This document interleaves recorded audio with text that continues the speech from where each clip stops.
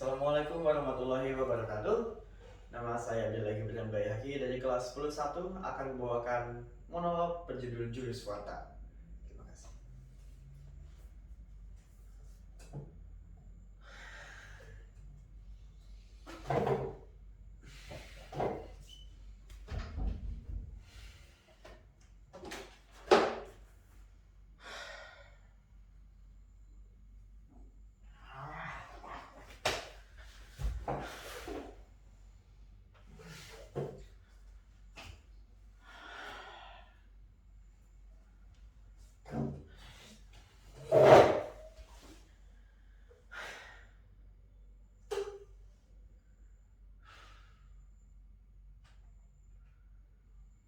Aku tak menduga jika bisa sampai seperti ini. Aku ragu. Apakah tindakanku benar? Apakah benar aku memperjuangkan demi banyak orang? Tapi mengapa harus ada yang dikorbankan? Aku sama sekali tak punya niat dan bawa menjerumuskan orang ke dalam bencana. Tapi kabar tentang Pak Kades yang baru saja aku dengar itu bisa jadi menjadi bukti, menjadi salah satu puncak keberhasilan dari apa yang telah ini kulakukan. Salah satu bukti dari apa yang telah selama ini kuyakini. Semua ini berawal dari tugas dari Bu Dari, guru bahasa Indonesia.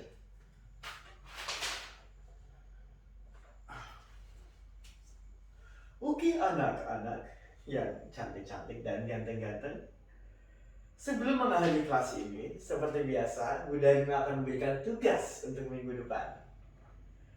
Sesuai dengan materi hari ini, coba kalian buat karangan yang menceritakan hal-hal menarik yang ada di tempat tinggal kalian. Hal-hal menarik itu boleh apa saja. Terserah kalian. Apa yang kalian anggap menarik. Tentang keaslian alam desa boleh, tentang interpretasi boleh, tentang tempat bersejarah boleh, tentang orang-orang tua kalian pun juga boleh. Lalu aku membuat karangan tentang sampah di desa. Aku sering membaca artikel tentang masalah ini. Kulihat sampah plastik juga jadi masalah di desaku sendiri. Banyak sekali warga yang punya kebiasaan buruk membuang sampah sembarangan. Sampah tidak dikelola sama sekali. Di samping jalan, got, sungai, bahkan kebun penuh warna-warni tebaran sampah plastik. Ada segelintir warga yang memikirkan tentang masalah ini dan membakar sampah plastik. Tapi itu pun bukan hal yang baik. Asapnya sangat berbahaya. Pemerintah desa juga tidak turun tangan mengenai masalah ini. Nyaris tidak ada tempat pembuangan sementara di desa ini. Aku menulisnya dengan cermat dan lengkap. Ditambah dengan kutipan wawancara dengan beberapa warga desa. Bu Darmi suka sekali dengan kata. Beberapa hari kemudian, iseng-iseng aku mengirim karanganku ke sebuah portal kabar warga online. Ku lengkapi dengan beberapa foto-foto dari HP-ku. Dan mereka memuatnya. Senang sekali melihat karanganku muncul di portal itu. Namaku terpampang di sana. Aku senyum-senyum sendiri membaca tulisanku sendiri. Karena senang, iseng-iseng aku membuat artikel lagi tentang desaku.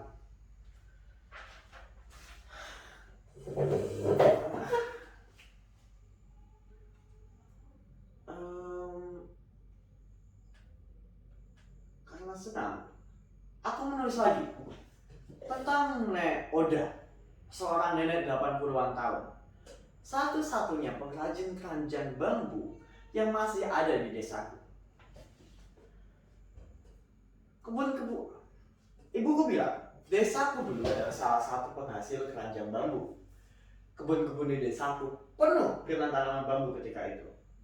Tapi pelan-pelan menghilang karena banyak warga yang menjual tanahnya. Kebun-kebun bambu pun berubah menjadi petak-petak perumahan. Aku menulisnya, dan lagi-lagi dimuat. Oh, senang sekali rasanya. Lama-lama aku ketagihan menulis artikel tentang desaku dan mengirimnya. Ketika itu aku menulis tentang panorama desa. Ada sebuah bukit yang cukup memesona di desaku. Masih hijau, luput dari rambahan perumahan. Jika kita naik ke puncaknya, kita bisa melihat hutan di sebelah utara. Hijau, seperti karpet hijau yang tebal. Jauh di barat sana, lautan menghampar luas. Di selatan, lampu-lampu kota seperti langit malam penuh bintang. Kalau kita mulai ke arah timur, gunung-gunung saling bertumpuk. Pagi-pagi, kita bisa melihat matahari menyumbul di sela-sela bukitan itu. Aku menulisnya dengan bahasa yang indah, mengirimnya, dan dimuat lagi.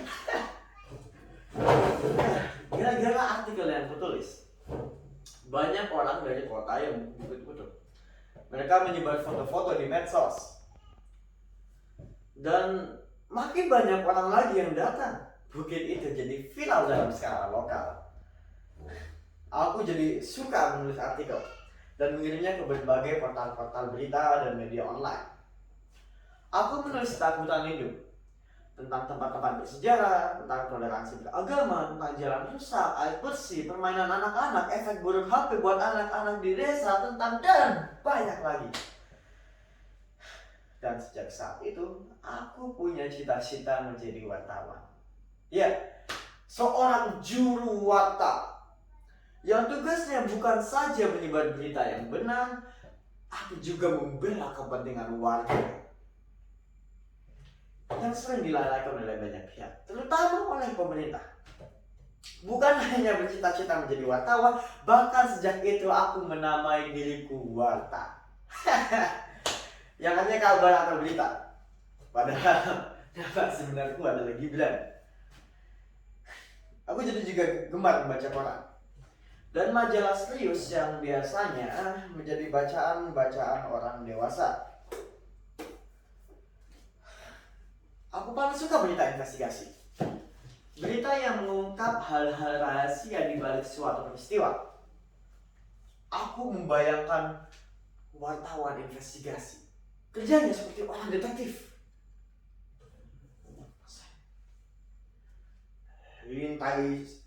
Intai sana, lalu mencatat hal rahasia yang ditemukan.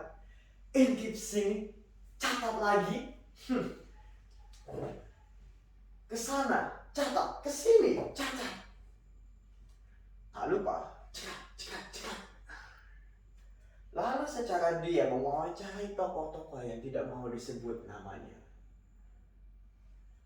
Kami jamin Bapak aman. Kami akan merahasiakan identitas Bapak.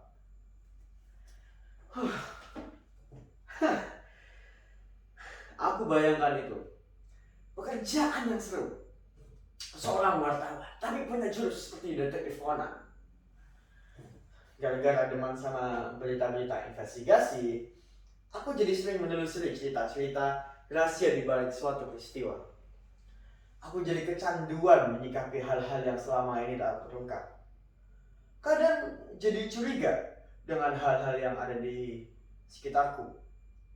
Bahaya juga sih. Itu pula yang jadi salah satu penyebab kejengkelanku tadi. Berawal dari artikel tentang bukit di desaku yang kemudian menjadi viral, aku melibatkan diriku dalam sebuah investigasi. Banyak orang datang mengunjungi bukit. Beberapa warga mulai mendirikan warung sederhana di sekitar bukit. Mereka mulai menikmati pemasukan dari wisata bukit. Ada pula pemasukan dari biaya parkir kendaraan pengunjung. Aku senang karena berasa telah berkontribusi pada warga desa melalui artikel yang kutulis. Lalu muncullah ide dari Pak Kades.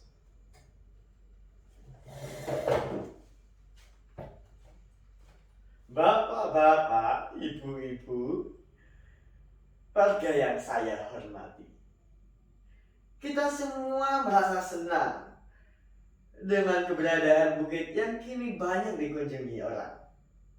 Warga juga mendapat penghasilan dari tempat wisata baru yang sedang viral ini.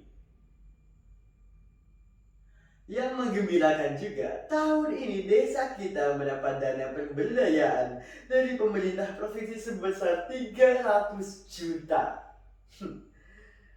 Ini akan kita gunakan seluruhnya untuk membangun berbagai fasilitas wisata di bukit ini.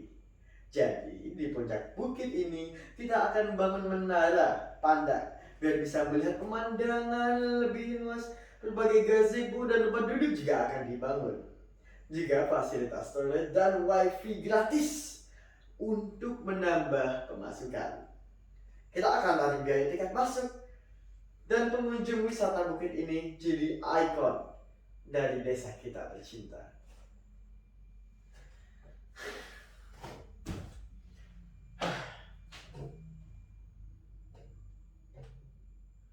Semua warga yang hadir bersorak kegirangan. Mereka membayangkan desa mereka menjadi tempat wisata yang ramai, pemasukan yang menggiurkan, ekonomi warga bergerak. Tapi aku dan beberapa teman remaja di Karang Taruna tidak setuju dengan ide Pak Kades. Kami tahu tentang dana pemberdayaan itu. Dan melalui Karang Taruna, kami mengusulkan pemanfaatannya untuk membangun tempat pengelolaan sampah. Menurutku dan beberapa teman-teman, tempat pengolahan sampah jauh lebih urgent dibanding tempat wisata foto yang hanya ramai karena mendadak viral. Walaupun viralnya bukan itu berawal dari artikel yang aku tulis. Tapi aku sendiri tidak percaya tempat wisata seperti itu akan bertahan lama. Sudah banyak tempat wisata yang hanya mengandalkan panorama untuk berfoto, tutup dan menunggal. Wisata kayak gitu paling lama cuma bertahan setahun. Setelahnya orang mulai bosan karena yang disajikan hanya itu saja. Tak ada perkembangan. Daya tarik yang menunjang tempatnya kemudian mangkrak, sepi kembali menjadi semak belukar. Begitu pula yang terjadi pada wisata di bukit desaku.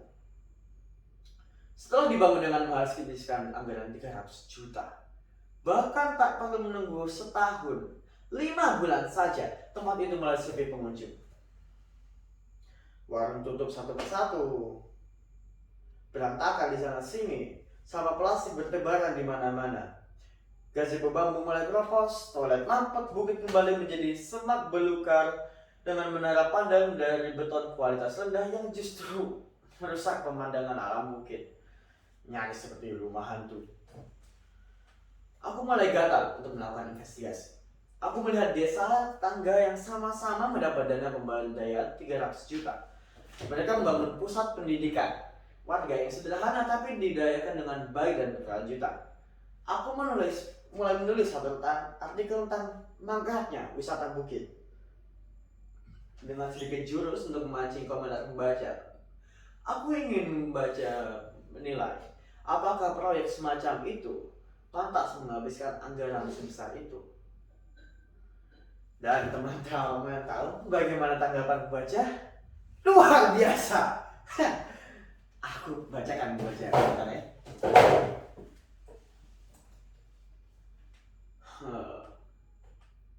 Ya, lihat ini.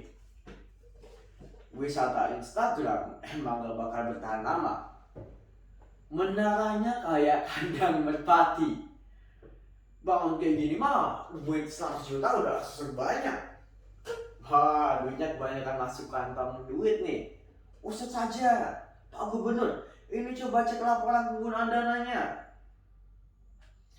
Dan banyak lagi komentar yang sebagian besar menganggap proyek itu tidak pantas menghabiskan dana 300 juta. Kabar itu cukup bikin heboh, sehingga banyak wartawan yang datang dan menulis laporan temuan mereka sendiri. Kasak kusuk tentang Pak Kades korupsi dana pemberdayaan mulai ramai terdengar, terutama di kalangan warga desa. Tapi tak ada satupun warga yang tahu bahwa akulah juru warta pertama yang mengungkap masalah itu ke publik. Mereka tak tahu bahwa warta, nama penulis itu adalah namaku. Kehebohan itu terjadi 3 bulan yang lalu. Seperti biasa, kehebohan di desa nyaris sama dengan berita viral di medsos. Heboh, kencang, panas, ngehits dalam beberapa waktu saja, lalu hilang di telan bumi. Aku sendiri juga sudah tidak heran dengan kehebohan itu. Tugasku sebagai juru warta sudah kutunaikan. Tapi justru setelah kehebohan itu mereda, puncaknya terjadi barusan tadi. Aku dengar kabar dari orang di depan rumah kalau Pak Kades ditangkap di kantornya oleh petugas kejaksaan atas tuduhan penyalahgunaan dana pemberdayaan dari pemerintah provinsi. Aku sama sekali tak punya niat untuk menjerumuskan Pak Kades. Aku tak punya kepentingan atau dendam apapun padanya. Apakah tidak akan sebagai juru warta sudah merugikan orang lain? Tidak. Aku sudah berada di jalur yang semestinya. Aku telah mengungkap hal yang selama ini tak tersingkap. Aku telah membela hak-hak warga untuk mendapat informasi yang benar. Kata seorang filsuf, harus ada yang dikorbankan untuk mencapai kebenaran. Aku teguh untuk menjadi seorang wartawan, menjadi juru warta. Sekian dari saya, Abdul Gibran Bayaki. Terima kasih. Wassalamualaikum warahmatullahi wabarakatuh.